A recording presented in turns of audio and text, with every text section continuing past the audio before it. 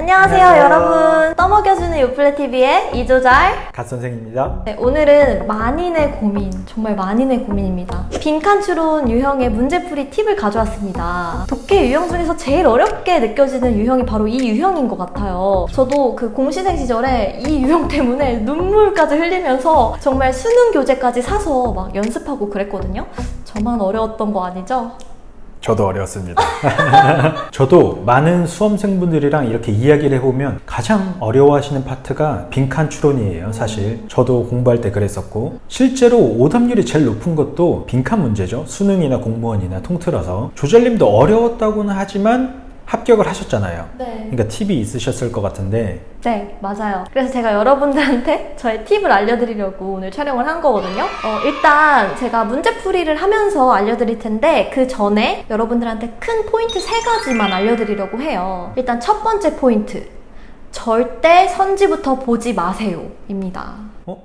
왜죠? 선지부터 보면 우리가 말려 들어가요. 선지에는 분명히 매력적인 오답도 있고, 그리고 우리가 지문을 읽으면서 굉장히 임팩트 있게 남았던 어떤 키워드, 단어나 문장들이 있을 수 있는데 그걸 조합해서 선지에 깔아놓는 경우가 많거든요. 근데 우리가 지문 이해부터 정확하게 하지도 않고 선지부터 본다. 그러면 사실 그거는 출제자가 맘먹고 놓은 쥐덫에 우리가 친절하게도 들어가 주는 거랑 똑같습니다. 그래서 절대 선지부터 보시면 안 되고, 두 번째 포인트, 선지부터 안 보시고 지문을 천천히 잘 읽으셨다고 쳐요. 너무 잘하셨어요. 근데 그래도 아직은 선지 보지 마세요.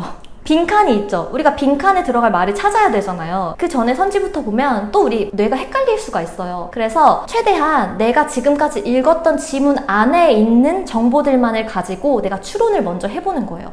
아, 내가 필자라면 이 빈칸에 뭐라고 써놨을까? 이걸 먼저 생각해보세요. 아주 정확하게 무슨 문장을 생각하라는 게 아니라 대충 두루뭉실해도 이런 뉘앙스가 들어갈 것 같아 정도만 내가 추론해도 정답에 훨씬 가까워지는 거예요. 그리고 세 번째, 우리는 주제 문제를 푸는 게 아니라 빈칸 문제를 푸는 거라는 걸 명심하셔야 된다는 겁니다. 물론 빈칸이 앞에 나와 있으면 주제문일 경우가 많다, 이렇게 리딩 스킬 가르쳐주시는 강의에서 많이 들어보셨을 텐데요. 뭐 그럴 수도 있지만 그렇다고 해서 꼭 그 빈칸 안에 주제와 관련된 문장이 들어가리라는 법은 없더라고요. 실제로 좀 난도가 있는 문제에서는 선지가 이렇게 나와요. 우리가 아닌 선지부터 막 고르잖아요. 근데 나머지 2개가 남아. 이 2개 중에 하나인 것 같아.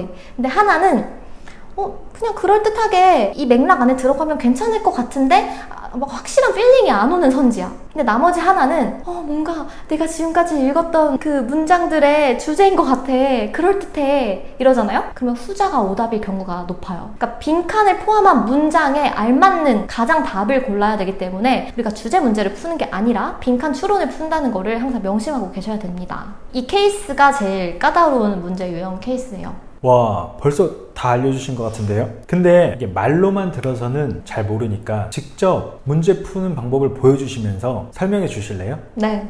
자, 서울시 문제 한번 풀어볼게요. 일단 이 문제는 빈칸이 뒤에 와 있죠. 그래서 주제문과 관련되어 있을 가능성은 낮지만 단언할 수는 없습니다. 일단 한 문장씩 한번 볼게요. 근데 제가 지금 설명드리면서 말을 하기 때문에 좀 뜯어서 얘기하는 거지, 여러분이 해석할 때는 여러분만의 그 어떤 한 문장으로 이렇게 그룹화해서 정보화 시키는 게 필요합니다. 일단 시작해볼게요. Climate change, 기후변화와 deforestation, 산림 파괴, 그리고 widespread pollution and the sixth mass extinction of biodiversity 까지가 주어잖아요. 기후변화와 산림 파괴, 그리고 널리 퍼져 있대요. 뭐가? 오염이. 그리고 6번째, 이런 건 별로 중요하지 않아요. 어쨌든 6번째, 큰 멸종들이 있었대요. biodiversity 하면 다양한 생명체들을 얘기하는데 이런 것들이 정의한다. 우리가 지금 살고 있는 이 삶을 정의한대요. 그러니까 한마디로 세계가 마탱이가 가고 있다, 이런 얘기죠. 그리고 이 짝대기 있죠, 여러분. 이 짝대기는 뭐냐면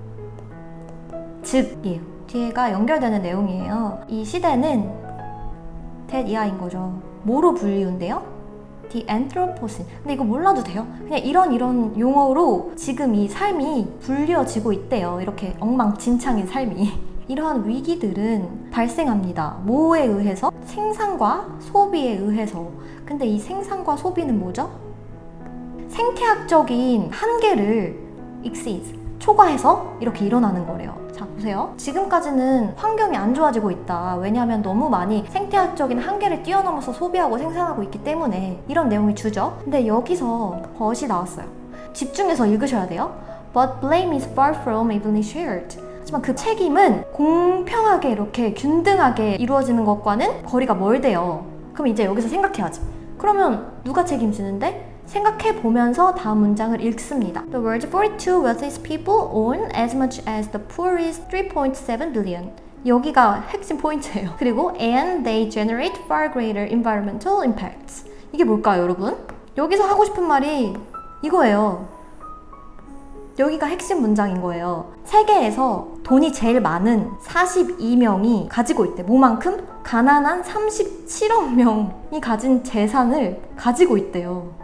그리고 그 사람들이 뭘 만들어요? 지대하게 큰 환경적인 영향을 만든대요. 그러니까 여기서 환경적인 영향은 뭐겠어요? 좋은 거겠어요? 여기까지 우리가 내용을 읽었잖아요. 전반부까지. 이 환경적인 영향이 좋은 영향이겠어요? 나쁜 영향이겠어요? 나쁜 영향이죠. 그죠? 살림이 파괴되고 기후가 막 난리가 나고 뭐 오염이 되고 멸종하고 그러고 있다는 얘기를 했잖아요. 그러니까 이 사람들 때문이라는 거야 지금. 그리고 나서 다음 문장 우리는 이제 좀 불안하니까 여기까지만 읽어도 필링이 오지만 다음 문장을 빠르게 읽어봅니다. Some have therefore proposed. 그래서 몇몇은 제안한대요. 뭘 제안하지? using, 쓸 것을. 뭘? 이 용어를. capital로쓴? 이거 몰라도 돼요. 몰라도 되는데 이 용어를 쓰세요. 어쨌든. 왜? 왜 쓰는데? 이거 설명하기 위해서. 뭘? 이러한 시대를 생태학적인 파괴와 불평등의 성장을 설명하기 위해서 이 capital로씬인지 뭔지를 쓰세요. 이 용어를. 그리고 동시에 뭘 반영하면서 이 용어를 쓰세요. 뭘 반영하냐? 자본주의의 로직, 논리를. 끝없는 성장과 삐리리의 그런 자본주의의 논리를 반영하기 위해서 이걸 쓰세요. 뭘 반영할까? 또 생각하는 거죠. 절대 선택지부터 보지 마셔야 돼요. 제가 말씀드렸어요. 내가 이 글을 읽었잖아. 이 글을 읽은 거 안에서만 추론을 해보는 거야. 오로지 이 안에 있는 정보들만 가지고 내가 추론을 해보는 거예요. 이 빈칸에 뭘까? 뭘 반영할까? 뭘 반영할 것 같으세요, 가 선생님? 부자들이 더 많이 쓴다? 뭐를? 더 환경을 많이 파괴한다. 좋아요. 여기까지만 생각해도 진짜 정답에 훨씬 더 가까이 접근한 거거든요. 어쨌든 이 빈칸에는 자본주의 그리고 이 부자들에 대해서 어쩐지 뭔가 좀 부정적인 내용이 들어갈 것 같다라는 느낌만 가지고 우리가 선택지로 들어갑니다. 첫 번째, The better world that is still within our reach. 우리가 여전히 손에 닿을 수 있는 더 나은 세계? 그런 얘기하는 거 아니죠. 지금 이런 얘기를 하고 있는데 아니죠. 손에 닿을 수 없게 느껴지죠. 근데 얘는 확실히 답이 아니에요. 두 번째, the accumulation of wealth in fewer pockets. 더 적은 주머니 안으로의 부의 축적? 그럴듯하죠. 그럴듯해요. 약간 나쁜 뉘앙스를 우리가 생각하고 있었으니까 그럴듯합니다. 근데 아직 모르겠어요. 답을 더 봐요. An effective response to climate change? 이런 얘기는 한 적이 없어요. 근데 주의! 클라이메이트 체인지가 굉장히 익숙한 지금 어휘입니다. 왜냐? 여기 나왔잖아요. 그리고 이 환경 얘기까지만 읽었어, 우리가. 여기까지만 읽으면 시험장에서 시간 없고 마음 급한데 지문 제대로 안 읽고 선지부터 보다가는 이 매력적인 오답의 함정에 우리가 빠져들어갈 가능성이 높아요. 그래서 이거는 매력적인 오답이지만 지문 이해를 잘했다면 난도는 그렇게 어렵진 않지만 주의해야 한다. 그러니까 얘는 아니에요. 얘 절대 함정에 빠져들어가시면 안 돼요.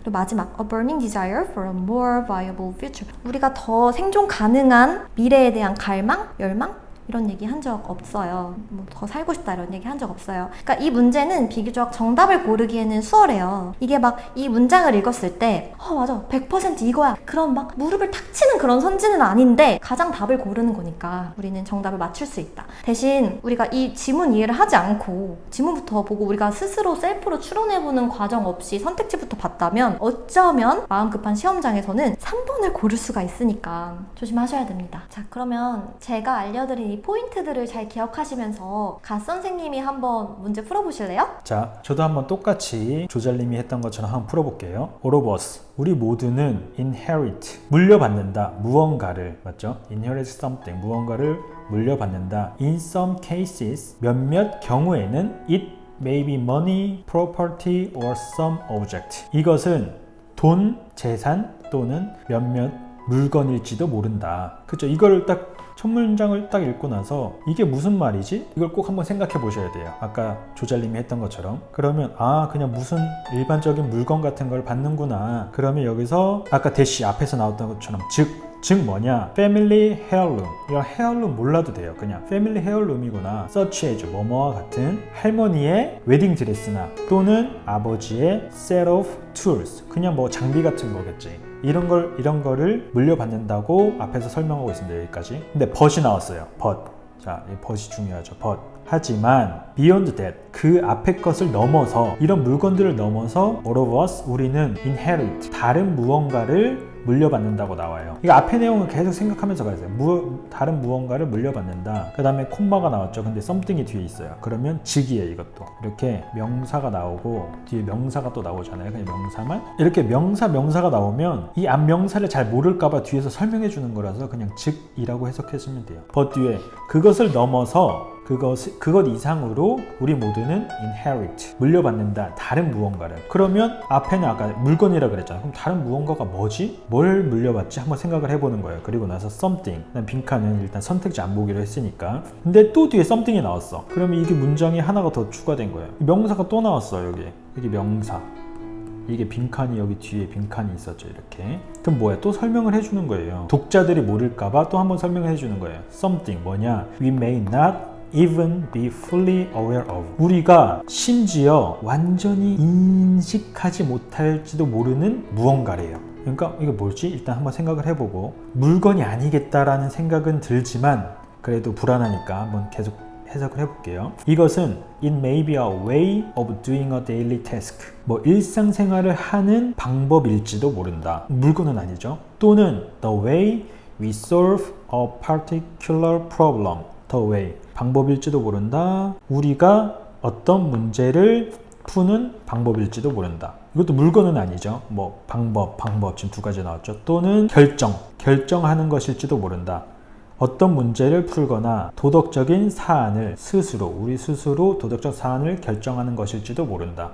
그럼 사실 여기까지 읽었으면 답이 나와요. 뒤에는 똑같은 말을 계속하나 이것은 뭐뭐일지도 모른다. 또 여기서 이것은 뭐뭐일지도 모른다. 이런 식으로 해석을 문장에 나와 있죠. 그러니까 똑같은 말을 하고 있으니까 여기서 사실 물건이 아니구나. 이런 식으로 이제 빈칸에 들어갈 게 물건이 아니구나라고 추론할 수 있어요. 자, 그럼 선택지 2제 한번 볼게요. 그러면 quite unrelated to our everyday life. 우리의 매일의 삶과 관련이 매우 없는 것. 매우 없는 something. 이건 아니죠. 이런 말은 한 적이 없지. 그러면 against 반대되는 것, 우리의 도덕적인 기준. 이거 도덕적 기준 말한 적이 없어요. 그리고 훨씬 much less concrete and tangible. 훨씬 덜 구체적이고 tangible. 이게 손에 잡을 수 있는 형체가 있는 이런 뜻이거든요. 그러면 형체가 없는 것이죠. 그러면 지금 문맥상 이게 정답인 게 딱 느껴지죠. 그리고 4번 of great monetary value. 화폐적인 가치가 있는 것. 이건 아니죠.